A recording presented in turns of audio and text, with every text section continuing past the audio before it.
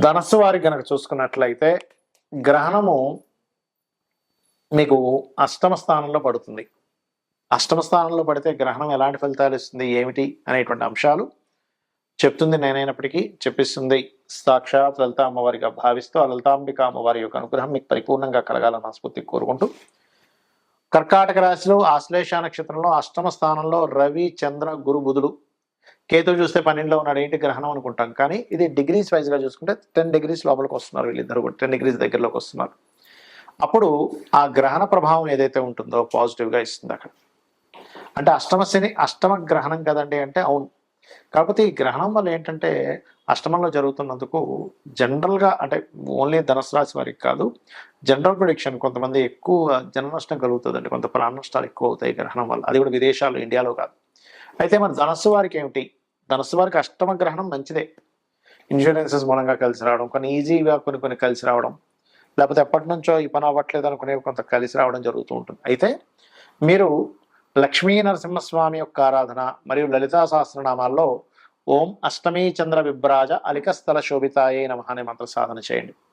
అలా గనక చేసినట్లయితే ఖచ్చితంగా బాగుంటుంది. మరియు కొంతమందికి చూడండి, చిన్నపిల్లలకి బాలారిష్ట దోషాలు ఉంటాయి. బాలారిష్ట దోషం కనుక ఉన్నటువంటి పిల్లల విషయంలో కొంత జాగ్రత్తగా ఉండాలి. కొంతమందికి వాహనాల మీద అతివేగంగా వెళ్ళేటువంటి ఇది ఉంటుంది. వారు ఖచ్చితంగా ఈ గ్రహణం నుంచి ఒక 40 రోజుల పాటు 41 రోజుల పాటు చాలా చాలా చాలా కేర్గా ఉండాలి. ఈ బావులు కానీ బోరింగ్స్ కానీ వేసేటప్పుడు కొంచెం తగిన జాగ్రత్త తీసుకోలేకపోతే వేస్టేజ్ అవుతూ ఉంటుంది. నీటికి సంబంధించిన విషయాలు ఏదైనా ప్లానింగ్ చేసుకునేటప్పుడు 1-4 సార్లు ఇక్కడ నీరు వేయొచ్చా, అంటే ఇక్కడ బోర్ వేయొచ్చా వేయకూడదు అనేటువంటి విషయం కూడా చూసుకోండి ముఖ్యంగా. మరియు ఇంకొక విషయం ఏంటంటే ఇక్కడ తాతగారి ఆస్తి అనేటువంటిది అష్టమంలో ఉంటుంది. కాబట్టి తాతగారి ఆస్తి విషయంలో కొంత ఇబ్బందులు ఉన్నాయి. కాబట్టి ఈ యొక్క విషయంలో జాగ్రత్తగా ఉంటూ లక్ష్మీ నరసింహస్వామి ఆరాధన చేసినట్లయితే అన్ని విధాలు బాగుంటుంది. అయితే ఇది ఏ ఏ దేశాల్లో ఉంది గ్రహణము అని చెప్పి చూసుకున్నట్లయితే మనకి గ్రీన్లాండ్, అదేవిధంగా నార్త్ రష్యా, స్పెయిన్, ఐలాండ్, ఈ దేశాల్లో ఉంది.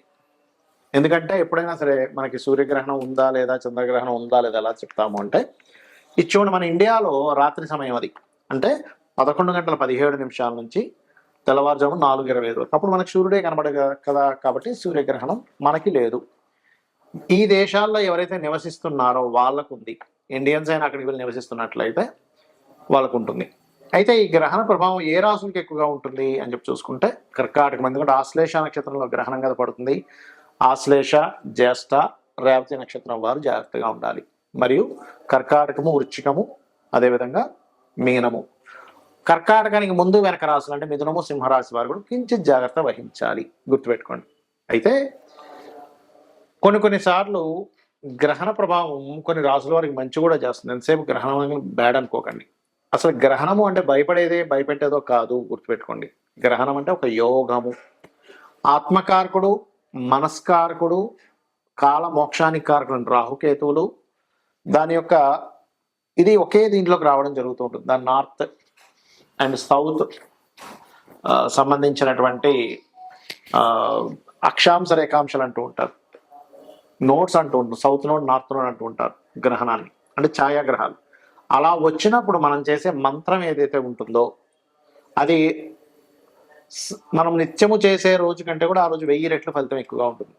అంటే మీరు ఒక్కసారి నమశివాయ అనే మంత్రం అన్నారనుకోండి, 1000 రెట్ల ఫలితం ఉంటుంది. అయితే ఇక్కడ మీరు లలితా సహస్రనామాల్లో ఏ నామాన్ని కనుక మీరు ఉచ్చరించినట్లయితే ఎటువంటి సమస్యలు తగ్గుతాయి ఆ సమయంలో ఒకవేళ మీరు చేయాలంటే. ఎందుకంటే ఇక్కడ గ్రహణం లేకపోయినా మంత్రజపం చేసుకోవచ్చు, తప్పేం కాదు.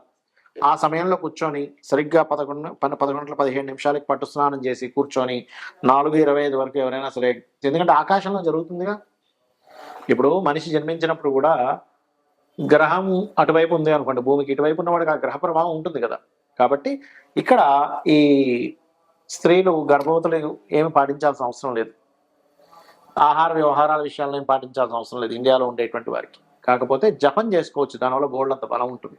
ఇప్పుడు వివాహం అవ్వట్లేదు అనుకుంటున్నారు అనుకోండి, అప్పుడు ఓం కామేశబద్ధ మాంగళ్య సూత్ర శోభిత కందరాయ నమః నమ్మకంగా చేయండి, ఖచ్చితంగా పనిచేస్తుంది. లేదంటే వివాహం అయింది, వివాహ జీవితం బాలేదు, ఓం శివకామేశ్వరాంకస్తా శివా స్వాధీన వల్లభాయ నమః. అంటే ధనానికి లోటు ఉంది, ధనం రావట్లేదు అనుకునేటువంటి వారు ఓం సంపత్కరీ సమారూఢ సింధుర బ్రజ సేవితాయ నమః,